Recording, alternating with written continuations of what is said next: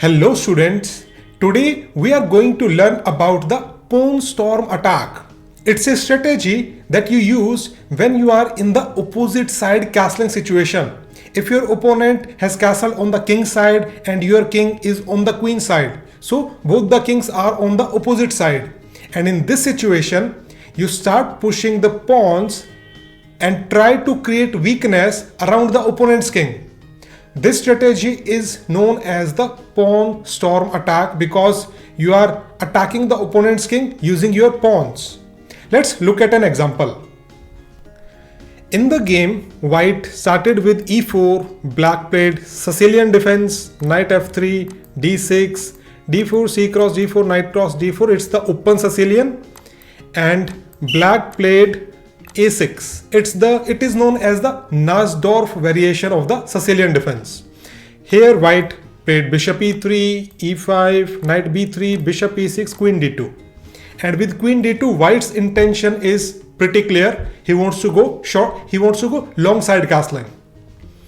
Black plays knight f d7, f3, rook c8, and in the next move, white will go long castle. White is not going to castle on the short side, and if you look at the black's king, this rook has been moved, so most logical position for the king is on the king side. So our king will be on the queen side and opponent's king will be on the king side. So we are going to have an opposite side castling situation. And in such situations, what you do, you start pushing your pawns forward and try to create weakness in the opponent's pawn structure. And once the weakness has been created, then you use your pieces to attack those weaknesses. So if white wants, he can go short castle here, but he started with g4. He knows that he is not going to castle on the king side. And he also knows that black will most likely castle on the king side. So he immediately starts pushing his pawns. After bishop e7, white goes long castling. Black plays knight b6 and white starts with pawn storm attack immediately because white knows that black's king has to go to short castle and there is no other option for the king. So black plays castling and you play h5. Now this attack is known as the pawn storm attack. You are pushing your pawns and your goal is to create weakness in the opponent's pawn structure. That's the only job of pushing these pawns. Your pawns cannot checkmate the opponent's king. If you want to checkmate the opponent's king, then you need your pieces. But before your pieces comes and start attacking the king, there has to be some kind of weakness in the opponent's pawn structure. So that's the goal. We are going to sacrifice one or two pawns and try to create weakness in the opponent's pawn structure. Black plays knight c4. Black is attacking our queen and the bishop, so we get rid of this knight. Rook cross c4 and white continues with g5. Knight moves and white plays rook g1. Now both of these rooks are pointing toward the king. Black plays queen c7 and now the time has come to create weakness in the opponent's pawn structure.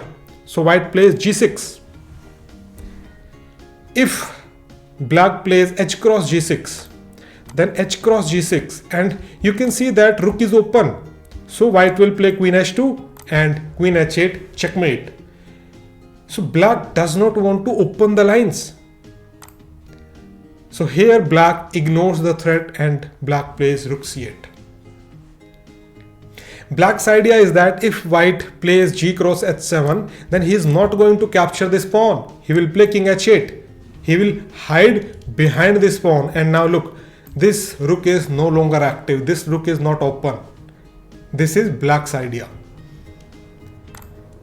But here white played very powerful move, very powerful sacrifice. White played bishop h6. White is giving up his bishop, whole bishop, for free. And the idea is if black plays g cross h6, now there is a weakness in the opponent's pawn structure. When the pawn is not on g7, so f6 and h6, these squares become weak. So you immediately play queen cross h6. And in the next move, your threat is to play queen cross h7, queen h8 checkmate. You can also play g cross h7. It will again lead to a checkmate, and black does not have a good defense. It's game over. That's why here black did not capture the bishop and black played bishop f6. Black is strengthening this g7 pawn.